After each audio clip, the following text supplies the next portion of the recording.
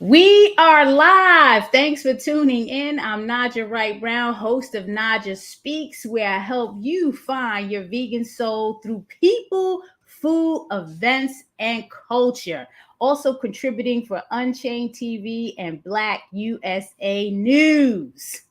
Veganuary is still in effect. Did you know that? We're still in the month of January. It is still in effect. If you pledge to go vegan in January, let us know how it's going in the comments. Yay. I hope you're doing well. Okay, with that. Oh, what do we got going on today? A dirty ghetto kid skater in search of her vegan soul. OMG. Watch your mouth, dirty kid, dirty ghetto kids, skateboarding, rapping, singing, lyricists. Is this an untapped market for the vegan movement? I don't know, but I'm sure we can use more of it. Let's find out now. Hey, what is going on? Welcome, Sosafina of Baltimore, Maryland. How are you doing today? I'm good. I'm great. How are you? I'm great. I'm great. So you got to tell us, this dirty ghetto kid, what is that? Please. So DGK is a skateboarding brand and company and team. So it is like it's right up there with Vans. So like even if you're not a part of the skate community, you've probably seen DGK. Like I don't, you've probably seen it more than you've heard it. And didn't even realize that it was a skate company because it's like streetwear clothing as well. Here we go. Yeah, so DGK is like easily like one of the top 5 skateboarding companies in the world. So I'm actually a part of I'm semi a part of the team. There's like levels to it, you got to work your way up. So your flow is flow, amateur, and then pro. And right now I'm at flow. And what does that mean? Flow. Okay, let's talk, but you this is for skateboarders, right? This is like a Yes. skateboarding culture. Let's Yes. talk about, because I love culture, all type of cultures, and I'm always trying to find out how do we get into that culture and get some vegan soul up in there. So I want to really understand it. And when I met you, you told me, you sent me this link about Stevie, the Stevie founder. Williams. Yeah, Yes, Stevie Williams. And anybody, if you go to this site, you got to see this guy's story, because when you said dirty ghetto kid, I'm like, what are you talking about? Watch your mouth. Right. I know, right? It's like it's offensive. an incredible interview. If you go on the DGK videos and go to it's called this? Being Stevie Williams. You have to see this interview because it almost brought me to it was very touching, and I'll share in the comments. But yeah, how did you get into the skateboarding stuff? What is it about? Man, I started skateboarding in middle school because this boy I had a crush on, all he talked about was skateboarding. So I figured if I started skateboarding, I'd have a reason to talk to him in school. It backfired. He started calling me a poser, and he had pretty much everybody calling me a poser. And so that right there made me dedicated to it. It went from just a thing to be able to talk to my crush to like something where it's like, oh, I'm gonna show you who's a poser. Like I'm gonna show you. And then I just fell in love with it. And so I've been skating since I got my first skateboard when I was like 7. What? So how long have you been skating?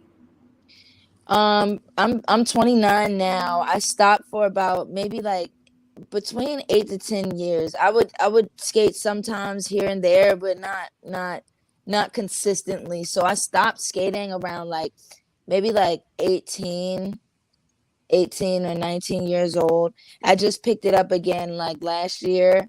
So and I managed to get myself flow for DGK, which basically means that they give me all my products. So this hat, this hoodie, the pants I'm wearing right now, the shoestring belt I'm wearing right now, everything is DGK.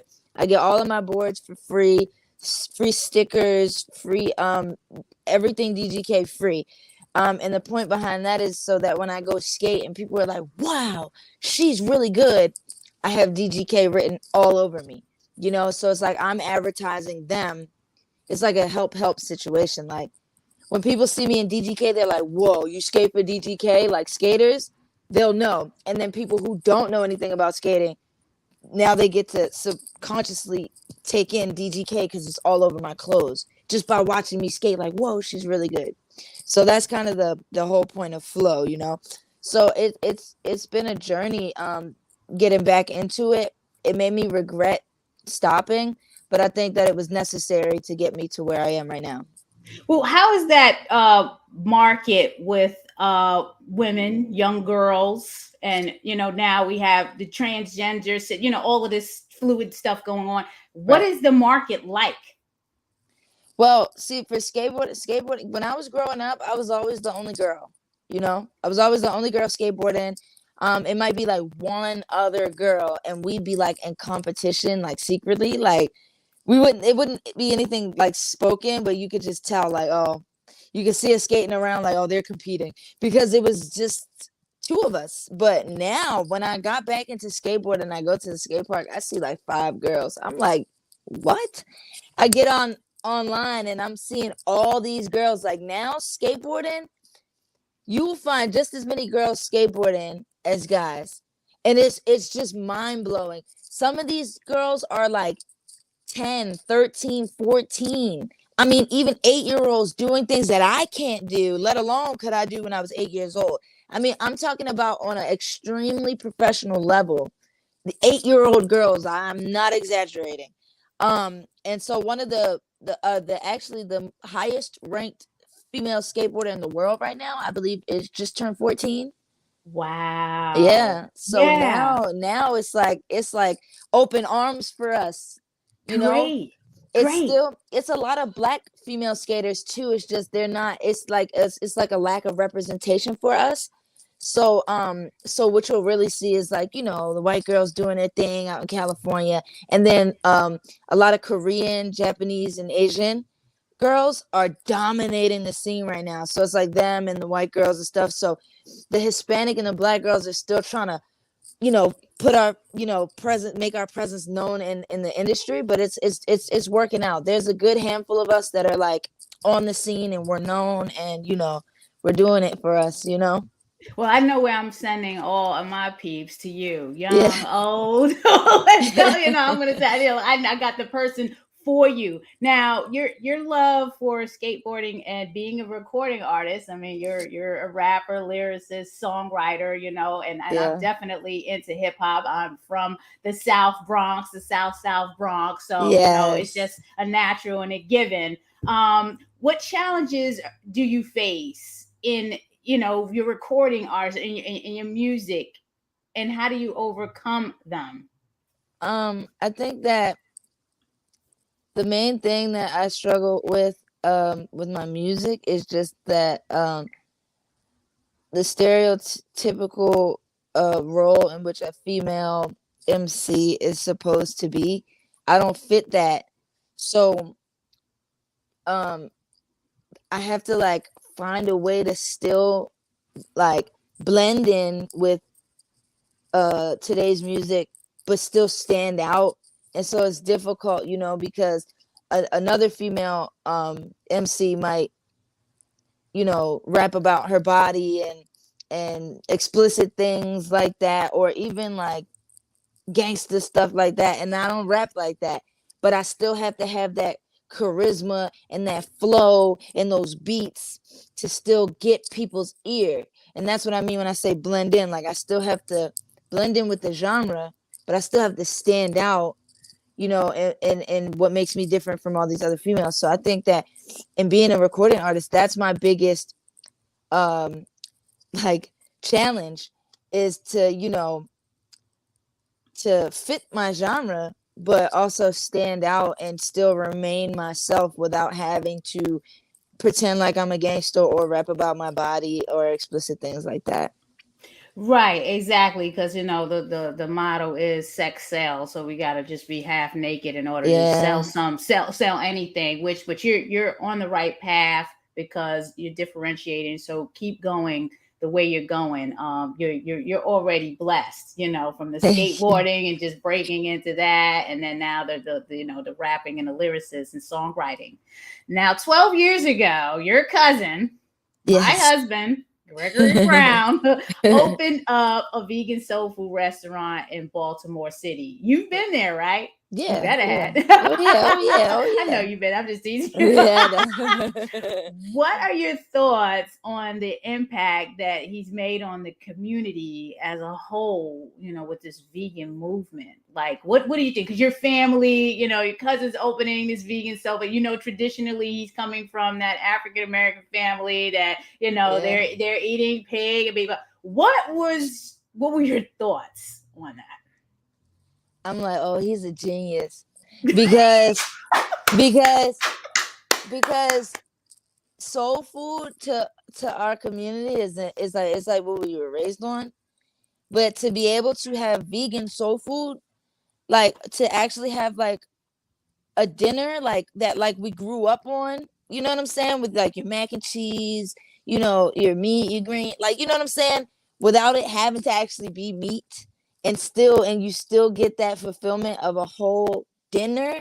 Like, I think that's genius, like, because you hear about vegan restaurants and this, that, and the third, and you kind of already know what you're gonna get when you go to these vegan spots, or What are what you gonna the get? What are you gonna get? I Tell us. mean, like, it just be like, I mean, like, if anything, they might have like a vegan burrito or something like that or whatever, but nothing that really like emulates a soul food meal. You know what I'm saying? And then like, and then what is even more genius, I feel like, about Land of Kush is the crab cakes, because here in Baltimore, like, like the culture of like crabs in Maryland, just period. So in Baltimore, it's like, so to be able to still, you know, get a crab cake, but know that you're still being healthy, and you're not,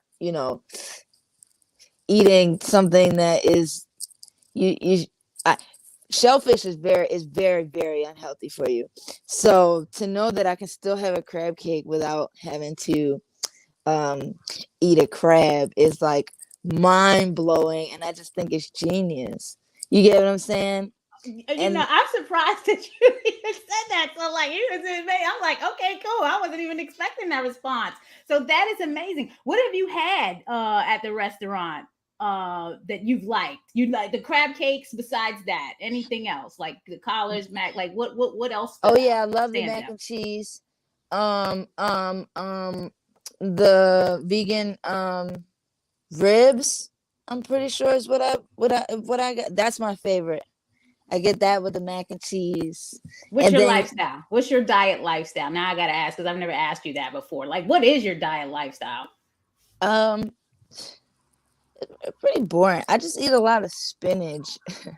I really like That's spinach. good. I That's eat a good. lot That of make you spinach. strong. Yeah, and I really like fruit. I really like fruit. So, and then, but I eat a lot of salmon, so I'm not totally vegan. That's the only thing that I do eat. I mean, other than, I mean, that is like an animal, is salmon. I mean, well, I eat lamb, but that's for a religious purpose. It's only once a year on Passover. And I do that because it's law. If that was not law, if it was just suggestion, I wouldn't. But because it is a law from the Most High, and it is in the Torah, which is the first 5 books of the Bible, everything in the Torah is law. Everything else is suggestion, unless it's written in red. That means Jesus said it. That's also law. So it's in the Torah, it's in Exodus, and that's the only time that I'll eat, lamb is on Passover. But I tend to eat salmon quite often, and then everything else just like spinach and greens and fruit. And then every now and then, I just get my junk food in there, like my Tostitos, lime, hint of lime chips, and Mhm. like stuff like that, little snacks. Yeah, I Um, remember. I remember those pescatarian days, and salmon was definitely on the top of the list of yeah. foods. We got to get you to watch Seaspiracy. Oh I'm gonna put yeah. that. I'm gonna send you the link to watch Oh, is that a Seaspiracy, documentary? a documentary Oh, I on the love seafood industry. Yeah, documentaries. I'm gonna send you that and get you on that. And then, Alright. the religious stuff, I know that's always, people think everyone is gonna go vegan or whatever, but we know religion is just, people are following their most highs and their Yeah. universes and their laws. Yeah. So, that's, just something else on a whole nother Yeah. level. You're also a pet owner. Yes. Okay, talk about your. And I hate the My pet baby. because it's like we own something like it's a slave. You have a companion animal I that have a daughter. She's my you have a daughter. daughter. Thank you. Let's Yes. talk about the love for your daughter. Let's talk about that. Okay, so I love my dog so much. I've always had dogs, like, and it's so funny because through every stage of my life, like, I've had a dog. So, like, I can look back on the time, like, I could look at a photo of my younger self and be like, oh, that's when I had Churchill, like, that's when I had Star, or that's when I had Naijha. Like, I've had dogs my whole life, so I've always loved dogs. But my dog right now is my first dog that I've ever had as like an adult, and she's completely my responsibility. So I walk her, I feed her, I take her to the vet. Her name was originally Callie, but I changed it to Buppy because she's more reactive to Buppy. It was her nickname, but it just stuck. And Buppy is a blue nose. She's a blue and red nose mix. American Terrier or Pit Bull, if you will.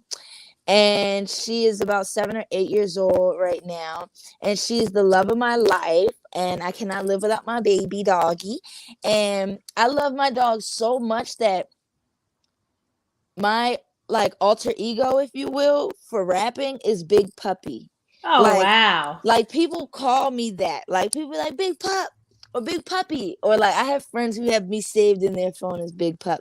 And because I also feel like, like, she's my spirit animal. Like, I feel like if I were an animal, I'd be a dog. So, like, it's like, Big Puppy. That's what, this is kind of what I call myself, like, so you'll even hear that in my music, like, and I'm small, but like, I'm a grown woman. So it's like I'm a big puppy, like, I love like, it. I yeah, love it. so I love it. You got comments coming in, and Sally, I see you there. Thank you for tuning in. Sally was talking about your journey as being a female in your industries. Keep your faith, dear one, and help free your fellow beings, both human and animals. yes. Yay, great work for vegans and plant-based. And she's thanking us for the inspiring and uplifting conversation. Thank you for tuning in, Amira. You have cute energy. Oh, love it. Hello, Thank you. Harry, I see you there too. Thank you for tuning in. 2023 may be named Year of Vegan with my help. Okay. And with Sosafina's help too. Everything counts and everything matters. This is a universal 7 year. If anyone knows me, I'm into the astronumerology and slowly getting into cardology. So the year to 7, this is where a lot of people are going to make some type of significant change. And it might be that change to go vegan or even dabble in the plant-based. So yeah, much success there. And we can always help you do that at where? We can always help you do that at the Land of Kush, or you can definitely go to blackvetsociety.org. So now's my little plug commercial. You're tuning in to Naijha Speaks. Please go to naijaspeaks.com, comment, subscribe, like. The Black Vet Society is helping people meet them where they are on their holistic health, vegan, and plant-based journey. Naijha Speaks is a project under Black Vet Society. So we definitely need your support. So you can go to blackvetsociety.org and support us there. It is a 501c3 nonprofit organization. Back to Sosafina. How would you explain your love for Buppy versus the animals that we consume, like the chickens or the lambs? I mean, you already talked about the religion, but just thinking in generally when you're thinking about people that that consume chickens, cows, pigs, salmon, for example. Your love for Buppy versus all of these animals, they are sentient beings. How would you explain that? I Deep, right? think that I think that if anybody saw their food before it was food, like their chicken, like if they had to kill it themselves, it would be different. Unless of course they were used to that. Like my grandmother, she's 96. She tells me all the time how her grandmother used to, take the chicken and bring it. So, and she was from the countryside. So she was kind of like used to that. But I think anyone today I think that would traumatize anybody to see their food, to see a chicken be like killed so that they could eat it. I don't think they would want to eat it anymore. Oh I yeah. I in general, I love animals so much that it would, I wouldn't, that's not the reason I went vegan, or pescatarian. That the reason was for health benefits. But regardless, I've always loved animals, you know what I'm saying? Like it don't matter if it's a squirrel. If I hit a squirrel, I'm gonna cry. Um because I love animals, and they need advocacy just like children and just like us and just like teenagers and young adults. And like you have a cat, I have a dog. I wouldn't want to eat my cat or my dog, or that to happen to anybody else's cat or dog. And even down to lamb, there's a kosher and unkosher way to make lamb for Passover. You can't break any of its bones. It's holy. You get what I'm saying? So it's like, even though we must eat it, is a way to do it. You can't just ruthlessly slaughter it or break any of its bones or anything like that. You have to be gentle with it because it's holy. It's for your holy consumption. It's for when the Lord came and brought us out of slavery. So but so even down to the lamb, it's just like, but I just think that, I mean, to some people, I guess it just doesn't matter because they don't have to deal with it. They don't have to see what happens to the animal, or they don't even think about it. They're hungry and they want to eat or whatever, or that's their favorite food or whatever. But I love all animals. I would hate to see anything happen to any animal. Thank you I for that. Thank you for Yeah. answering that. Do you think adopting overall a vegan diet, a vegan lifestyle, vegan practice is challenging in certain communities? Although we know overall it is beneficial, and we know having certain type of stores on the corner, just aren't in the benefit of that community. Do you? Yes. Yes. Yes, I do. I think that, and I think we're doing better with it too in like the hoods, because nowadays in the hoods you might see one place that's like dedicated to like fruits and vegetables, like one little store out of like the whole hood. So that's pretty good. But like in the hood or in predominantly black areas, even if it's not the hood, right? That resources are limited, right? So it's just, I guess it's just set up like that, because everywhere you turn you'll see a liquor store or a smoke shop nowadays too. But you don't, or like a corner store, but you don't see these healthy places where you can maintain a a healthy diet or even a vegan diet. You know what I'm saying? So I think that, yes, I think that it is challenging for certain communities to um to live the vegan lifestyle, just because they might have to travel outside of their communities to um different communities where things might be priced higher, where they might not necessarily be able to afford um to maintain the vegan lifestyle. Um and so I think that that plays a big part. So people could feel like, man, like I want to eat healthy, but all I have is a McDonald's right here and then a corner store right here. You know what I'm saying? Yes, there needs to be some more subsidizing of these healthy Yeah. options. I mean, they do have, people can buy fresh fruits and vegetables using the SNAP program and things like that. But a lot of times people are looking for those vegan corporate products that we all buy, and no one's spending $10 on some Yeah. vegan cream cheese. So I definitely Yeah. get it. So it's more work to do there. Um, uh, Also, mhm. also farmers markets. We don't never have farmers markets in the hood. You only see farmers markets in like kind of like upscale or uppity areas or predominantly white areas or higher income areas.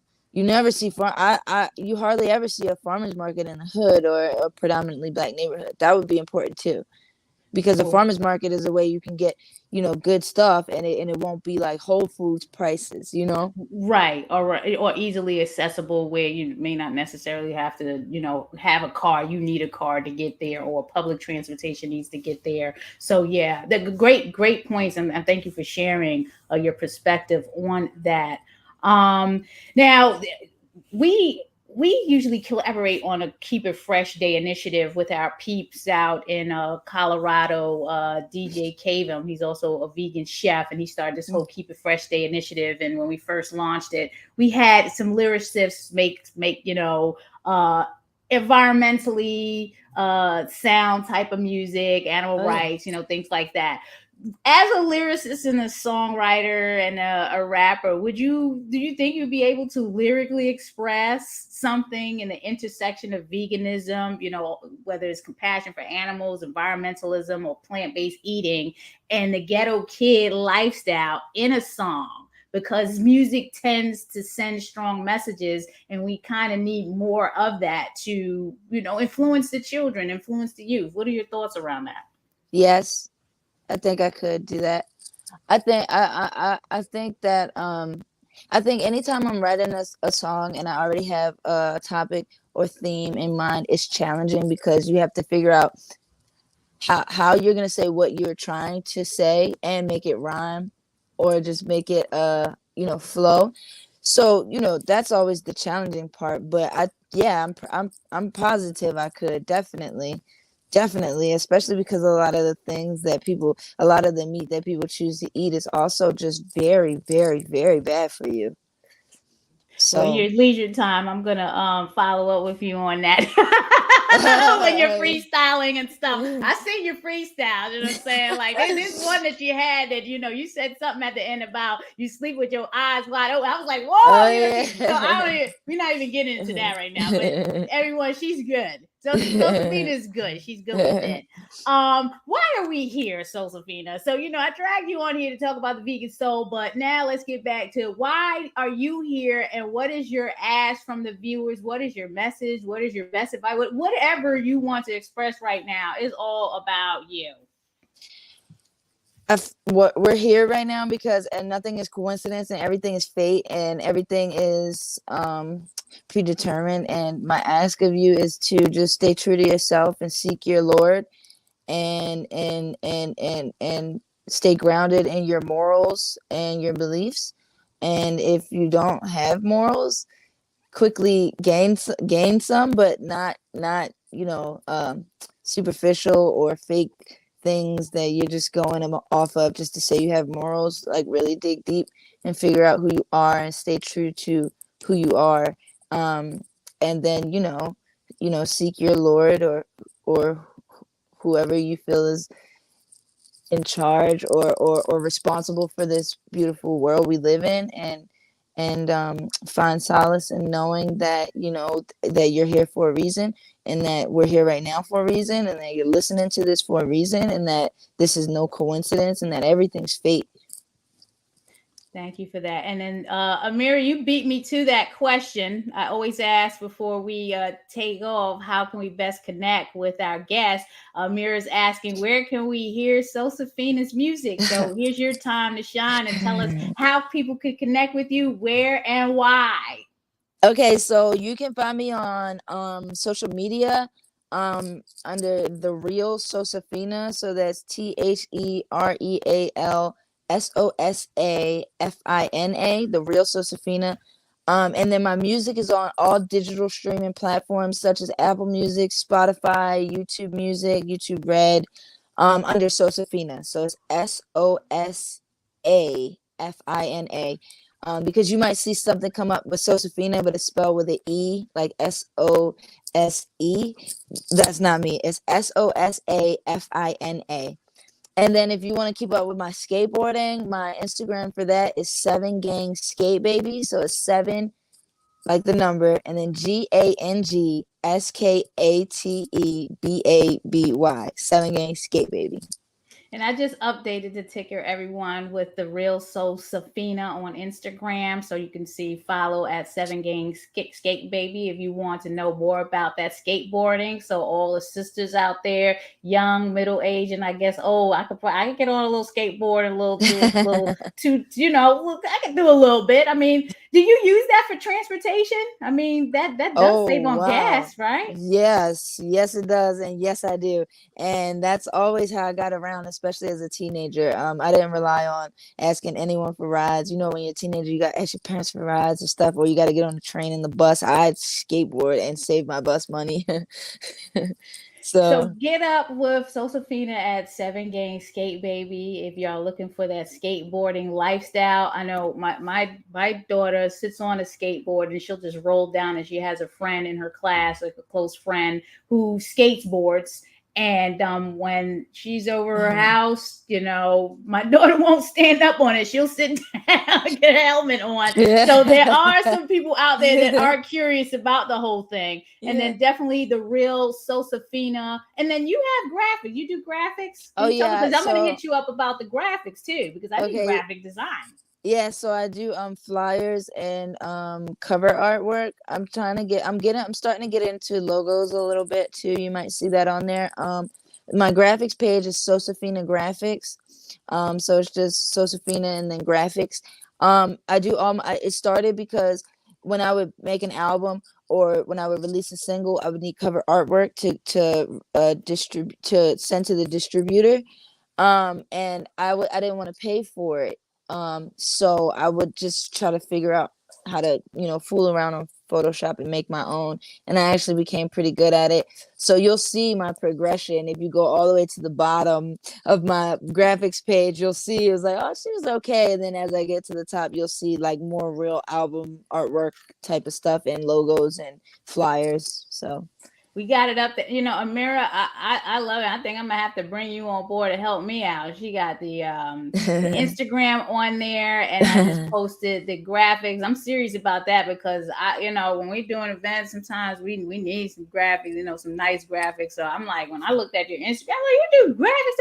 My goodness, you're just doing everything. Yeah. It is such a pleasure to talk with you and have you on as a guest today. I can't wait to go over there and see you and Buppy again. I mean, is Buppy doing okay? She's doing okay, yeah. Awesome. Does she like the toys we got her? Are they big enough? they were small, but they were perfect, and she hasn't stopped playing with them yet. I'm like, oh, this is wonderful. It really cheered her up because she's still recovering from her surgery. And so she played with them all day long. All day long. Yeah. Love it. Thank you again for tuning in. And if you're watching the replay, please comment, share, like. Sosafina, thank you again. Thank you. Hey, you blew me away with your story. So, and DGK, the official website, please, if you want to see Stevie's story, I mean, it's a really touching story about perseverance, determination, and hey, Black people rise up. We gotta do what we gotta do to stay ahead and get our equality. So a great story, great job. Keep it up, Sosafina. Love you and sending blessings your way. Thank you, everyone. Have a blessed weekend. Bye-bye. Bye.